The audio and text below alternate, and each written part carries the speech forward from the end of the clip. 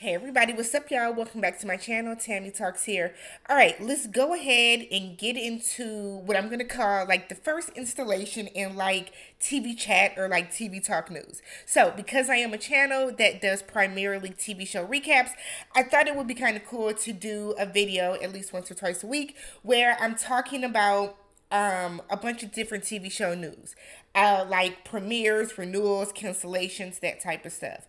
I also want to do another video a week where I'm just kind of talking about different shows that I watch throughout the week because I do still watch like Black Ink and Abbott Elementary, and I watch a bunch of different shows that I don't necessarily do recaps on just because I don't need to do a video on everything I watch. So keep a lookout for that one. Maybe that'll be like TV chat, and then we can do TV talk. We'll figure it out. All right. But if you haven't already, please subscribe to the channel if you enjoy this type of content. Thumbs up the video to show your support. Hop in the comment section to let me know you stopped by. All right. So P-Valley was renewed for seasons 3 and 4. So a lot of people were kind of nervous and wondering what's going on with P Valley. So we know that the numbers were kind of trending down this past season, mainly because of some of the content people weren't comfortable with. People didn't really like the change in direction of the show. So P Valley started off season 1 where it was focused very heavily on the Pink, which is the strip club run by Uncle Clifford. So we saw a little bit of Uncle Murder. We knew a little bit about Uncle Clifford's life. Uncle Murder, Little Murder. We knew a little bit about Uncle Clifford's life, but it was focused primarily on, a lot of it was on Mercedes and the strippers and Haley, Autumn, Lakeisha, whatever you want to call her. This past season, I think they touched on a lot of real issues on the show. I enjoyed it. I know it wasn't necessarily so much about the Pink. We didn't see a lot of like the strip club. We saw just enough to like, tie it into the show. But we saw just a lot of, we got a lot of background on a lot of the characters. I just thought this past season was great. So a lot of people stopped watching because we got really, really deep into Lil Murder's life. We got to see his relationship unfold with Uncle Clifford. We got to see his relationship with, like, I'll call it a blast from the past. So we got to see all these different things that kind of tied into the show that are real life things that people are going with. People are gay. And I think people have to get past not wanting to see it on TV. So because we saw a lot of male homosexuality on the show, a lot of people kind of shied away from it. There was a lot of think pieces. I saw a lot of Facebook statuses and Twitter statuses and all type of stuff with people feeling like, oh, maybe the show's not even going to come back. Nobody's watching that because of XYZ. The show was phenomenal. It's a good show. It's a good show. So it did come out that it was recently renewed for seasons 3 and 4. So congratulations to Katori Hall and everybody else involved. One thing I am curious about, though, for the show moving forward for seasons 3 and 4, how are they going to do this? Because we know that Ilarica has left the show. She plays Autumn Night, Haley, Lakeisha Savage, all the different aliases, but she plays Haley on the show. And spoiler alert, if you haven't watched it, we know that she took the money and she kind of left. She drained the bank account at the Pink, and she left the city. We know she left the show. Ultimately, she says she feels that her character has done all that it can do, and it's kind of time to move on. So I know that they're probably going to continue talking about the character in some capacity because of what she did in that final scene. But I'm interested to see what's going to happen with seasons 3 and 4. Are they going to at least reference her? Is there a chance that she might come back? what's going to happen with Mercedes' character, not Mercedes. Yeah, well, we know that Mercedes now has her daughter. What's going to happen with Mississippi? Is Mississippi going to stay in jail? Because Diamond, because Diamond is, he's now kidnapped. So it's so much going on. I'm excited for P Valley for seasons 3 and 4. Let me know how you guys felt about it. Are you guys excited about the show? Did you guys think it was not going to come back? Because I can't wait for it to come back. Carlos King. So, Carlos King is pegging himself as, the new king of reality. And he recently went on his Instagram and announced that all 4 of his shows have been renewed on their own network. So they're all getting new seasons. So that's Love and Marriage DC, Love and Marriage Huntsville, Bell Collective, and Put a Ring on It. I do watch Love and Marriage Huntsville. There has to be some type of shakeup with the show. And I feel like now it's just so solely focused on drama, drama, drama, drama, drama, which is what we know reality TV is about. But I think when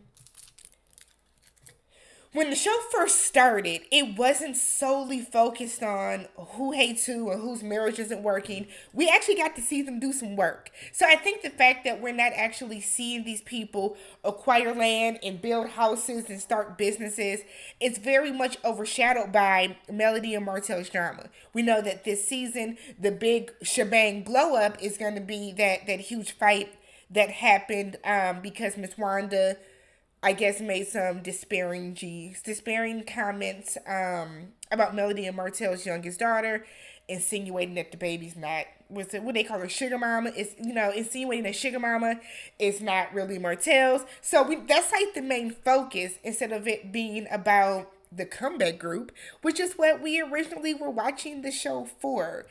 Love and Marriage DC, Monique Samuels she drains me. I like the show. I do like the show, but I do think that they need to get one more couple. Now, there was rumors that I saw that Clifton and Joy from Ready to Love Potomac was going to be on there because they are now engaged. I don't know how true that is. Where did I see that at? Kamisha Reviews. I saw it on her YouTube channel. So I don't know how true that is. She was speculating as well.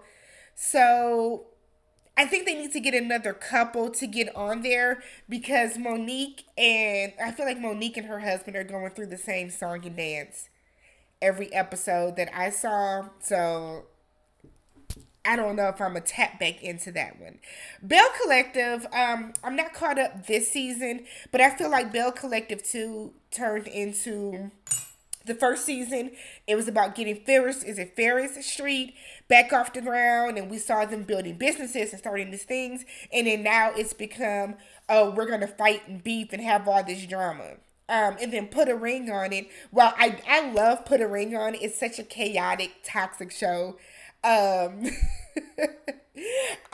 watch it because it's entertaining, but I guess I personally don't see if I want you to propose, so let's go out and date other people. But it's entertaining to say the least. So I'll be tuned in. So congratulations though to Carlos King on getting all 4 of his shows renewed. That's huge for him. He is completely taking over OWN at this point. So I'm wondering if we're going to get another season of Encore. Now, Encore was on BET, but that was a good, hearty, entertaining mess. There are tons of other washed up artists that we can put together on that show. The music that they put out at the end was great. That album that they put together was really good because these are all talented ladies that were on that show. They're just forming a mega group. So I would love to see Encore come back. Love is Blind. Love is Blind is a huge one for me and my channel. Season 3 is going to air October 19th on Netflix. So, Love is Blind, for those of you who don't know, same producers, same creators as Married at First Sight. It's a bunch of people, male and female, and they are lined up in these pods. And what they're doing is they're blind. It's like blind speed dating, to be honest. So they're doing the blind speed dating. And while they're doing that, they're forming these connections. When you form a deep enough connection with somebody, one of you proposes, you guys then come out of the pods, you're able to meet, see each other in person, and decide if you're going to, it's a gnat in here, see if you're going to stay proposed or stay engaged. You live together for about a month while you plan your wedding. Your ultimate decision day, the end of the show, is your wedding, and you decide whether or not you're going to go through with it. I think there are two successful couples from the two seasons. So it's been about 10 or so couples. Only two were still happily, because that's what we're seeing. Two are happily married.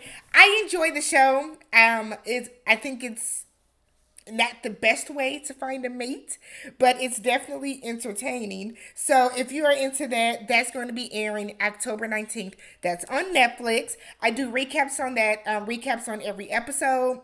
So be sure to check that out. If you watch the first two seasons, I have a playlist.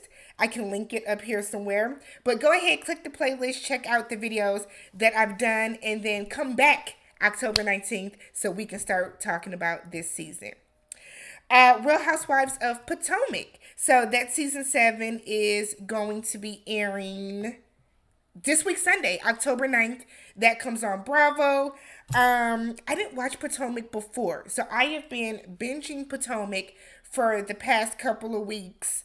Wow. I'm kind of mad that I was never watching it seriously before.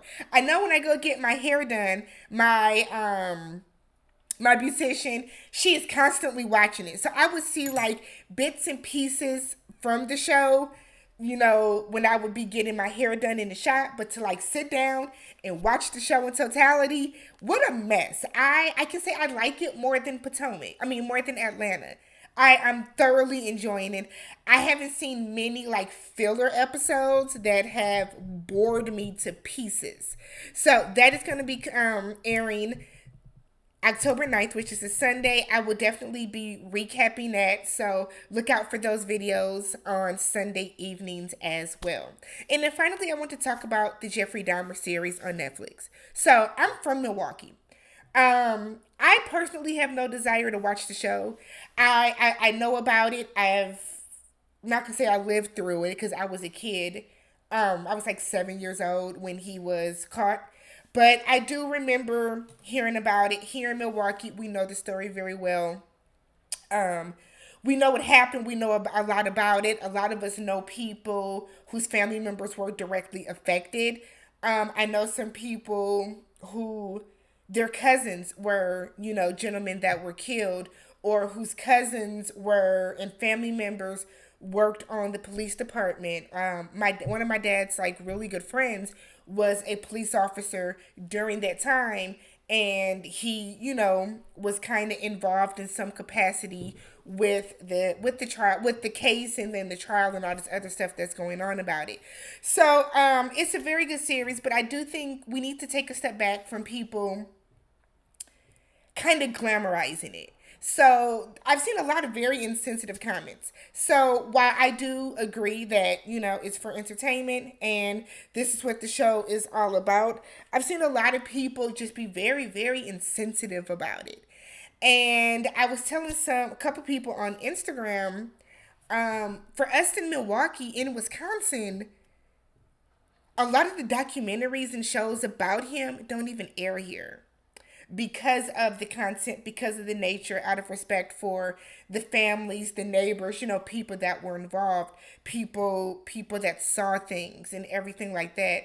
The apartment building where he lived at is no longer there. That's been gone. Where he worked at, that building has been gone. So that area doesn't even look, you can't go as a tourist and come see it. So I even posted a meme on my Instagram like, that area, don't come. Because it is a lower, more impoverished, lower income, more impoverished area. The area itself now is not super, super bad like it was in the late 80s, early 90s when Jeffrey was doing what he was doing. But it's nothing. Don't come here and go look for it. I'm telling y'all now. Don't come here looking for it. It's not gonna be what you want. It's not gonna be what you're expecting. It is very much still the hood. Okay, so let's keep that in mind. But like the clips and stuff that I've seen look very well done. Evan Peters is a phenomenal actor, which we all know. He has done great in everything that he's done. Ryan Murphy is a phenomenal writer, creator as well, from Glee to American Horror Stories to the OJ to the Versace. So if Ryan Murphy knows what he's doing, I just encourage people, if you are somebody that does want to watch it, just keep in mind these are real people. Like I've seen some people calling it the death episode. That man has a name. You know what I mean? So let's not be insensitive. Let's while this is, a dramatization, and a lot of this is kind of speculation, like the dialogues and stuff like that, because both people are now deceased. We do need to keep in mind that these were actual people's lives. You know what I mean? So a lot of this was based on real people. Every single person that was a victim on that show, I think every episode is in regards to a different victim. Those are real people. That is a real story. That is a real person that lost their life and then was, y'all know what Jeffrey was doing. He was a cannibal. So we have to take that into some consideration when you are watching the show. All right, but let me know what you guys thought about any of the things that I talked about in this episode.